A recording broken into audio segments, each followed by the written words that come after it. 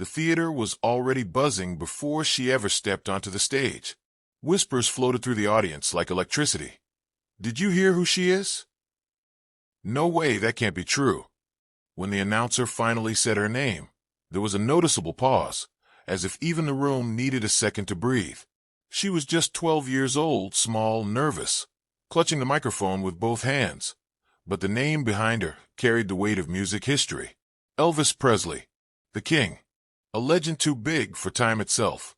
And standing there under the bright lights was his granddaughter, trying not to let her knees shake. The judges leaned forward instantly. Simon Cowell raised an eyebrow. Sophia softened.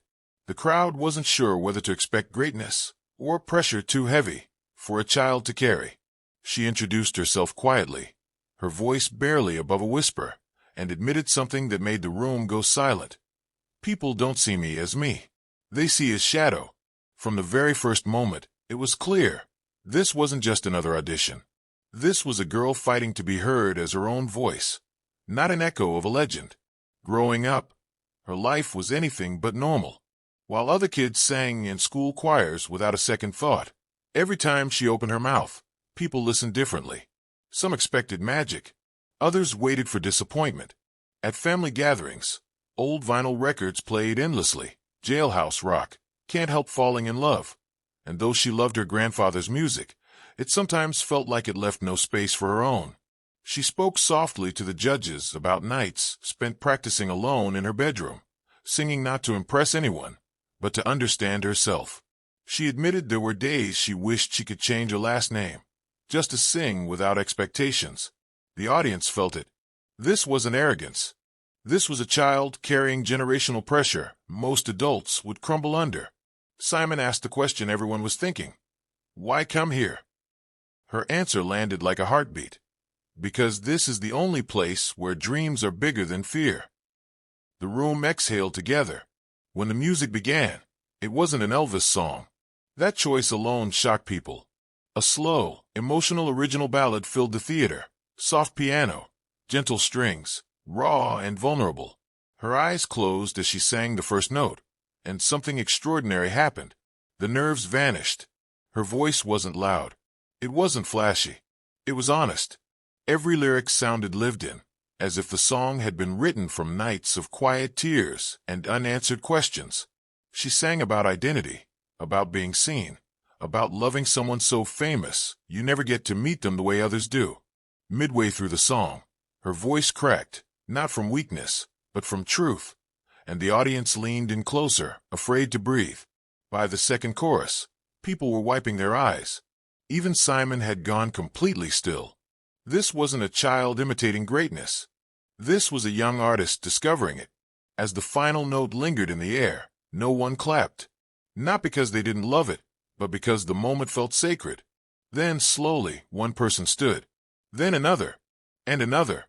Within seconds, the entire theater was on its feet, applauding through tears. The judges looked genuinely stunned. Heidi pressed her hand to her heart.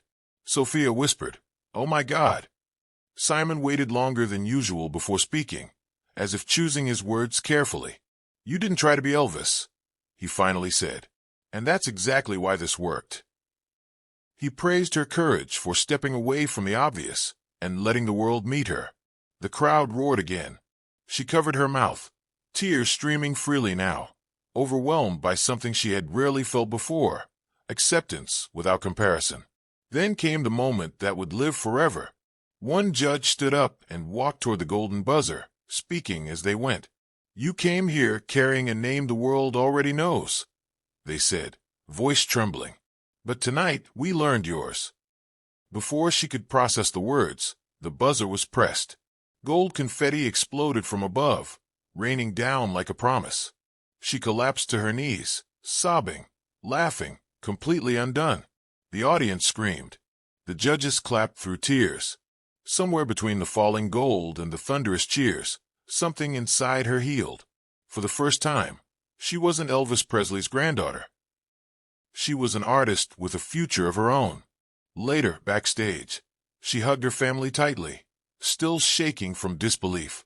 Cameras followed her, but this time she didn't shrink away. She smiled. She stood taller. She had walked onto that stage carrying a legacy and walked off building one. Social media would explode. Headlines would write themselves. Comparisons would continue. But none of that mattered anymore. Because in that one performance, she proved something powerful.